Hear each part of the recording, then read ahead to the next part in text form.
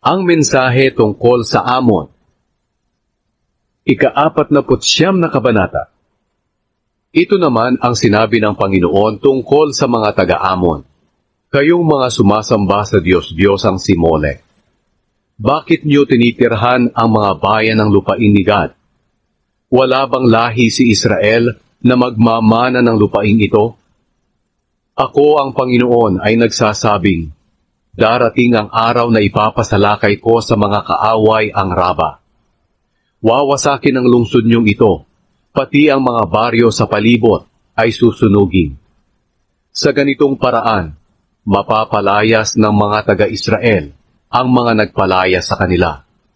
Umiyak kayo ng malakas, kayong mga taga-Heshbon, dahil wasak na ang Ai.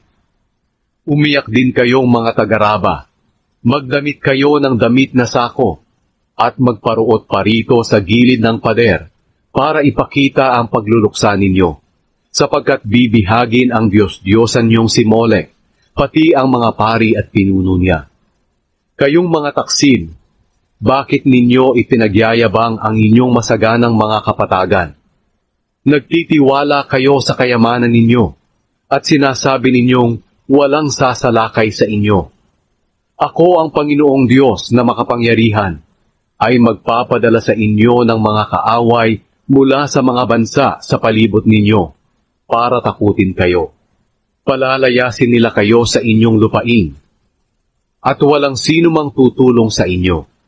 Pero darating ang araw na ibabalik ko sa mabuting kalagayan ang mga taga-Amon. Ako ang Panginoon ang nagsasabi nito. Ang mensahe tungkol sa Edom. Ito ang sinabi ng Panginoong makapangyarihan tungkol sa Edom. Nasaan na ang marurunong sa Teman? Wala na bang natitirang marunong magpayo? Kayong mga nakatira sa Dedan, tumakas kayo at magtago sa malalalim na kuweba, sapagkat padadalhan ko ng kapahamakan ang mga lahi ni Isaw sa oras na parusahan ko sila. Hindi ba't ang mga namimitas ng ubas ay nag-iiwan ng mga bunga? Hindi ba't ang mga magnanakaw ay kumukuha rin lang ng anumang magugustuhan nila? Pero kukunin ang lahat ng ari-arian ng mga angka ni Isaw. Kukunin ko ang takip ng pinagtataguan nila, para hindi na sila makapagtago. Mamamatay ang mga anak, kamag-anak, at mga kapitbahay nila. Walang matitira sa kanila. Pero maiiwan sa akin ang mga ulila nyo, dahil ako ang kakalinga sa kanila. At ang mga byuda nyo ay makakaasa sa akin. Sinabi pa ng Panginoon, kung ang mga walang kasalanan ay nagdurusa, kayo pa kaya? Tiyak na parurusahan kayo. Isinusumpa ko sa sarili ko na ang Bozra ay mawawasa. Magiging nakakatakot ang kalagayan nito, at kukutsain at susumpain nito. Ang lahat ng bayan nito ay magiging wasak magpakailanman. Ako ang Panginoon ang nagsasabi nito. Narinig ko ang balita mula sa Panginoon na nagpadala siya ng mga sugo sa mga bansa para paghandain sila sa digmaan at hikayatin silang salakayin ang bansa ng Edom.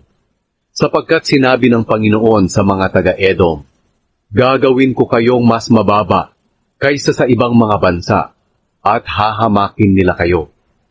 Ipinagmamalaki ninyo na nakatira kayo sa batuhan at matataas na lugar.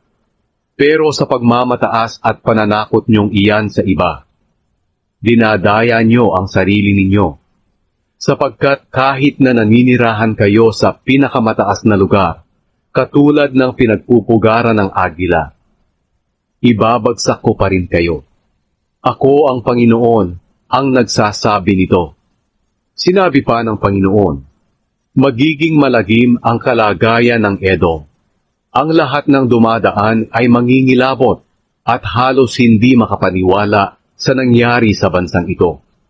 Kung paanong nawasak ang Sodom at Gomora at ang mga bayan sa palibot nito, ganoon din ang mangyayari sa Edom. At wala nang maninirahan dito. Ako ang Panginoon ang nagsasabi nito. Bigla kong sasalakayin ng Babilonia katulad ng leon na galing sa kagubatan malapit sa ilog ng Hordan. Sasalakay patungo sa pastulan ng maraming tupa. Magsisitakas sila, at pipili ako ng taong mamamahala sa Edom. Sino ang maitutulad sa akin? Sino ang mangangahas na kalabanin ako? Sino ang pinunong makakalaban sa akin? Kaya pakinggan niyo ang binabalak kong gawin laban sa Edom, pati sa mga mamamayan ng Teman. Bibihagin ko ang mga anak nila, at gigibain ang mga tahanan nila.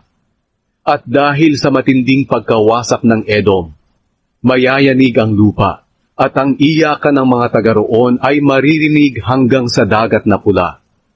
Tingnan niyo, ang kaaway ay parang agila na lumilipad na dadagit sa mga taga-Bozra.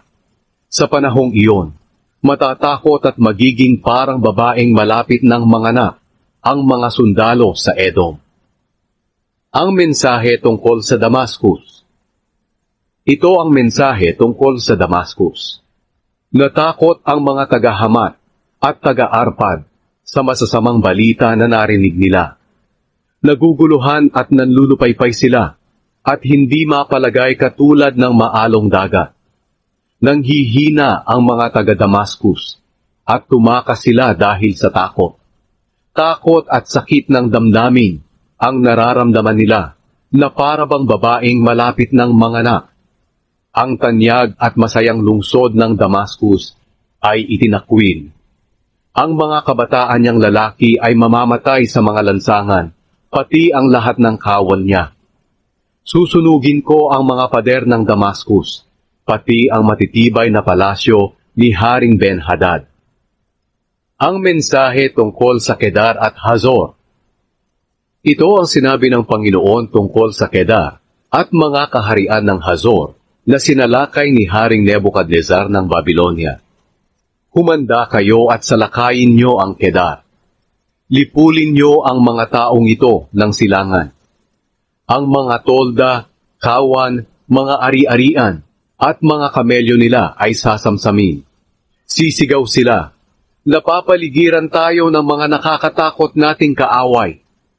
Mga taga-Hazor, magmadali kayo at tumakas.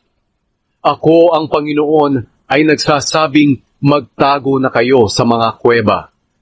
Nagplano ng masama laban sa inyo, si Haring Nebukadnezar ng Babilonia. Ako ang Panginoon ang nag-utos sa kanila. Lusubin niyo ang mga taong namumuhay ng tiwasay at walang anumang ikinababalisa. Walang trangka ang pintuan ng lungsod nila at nabubuhay sila na sila-sila lang.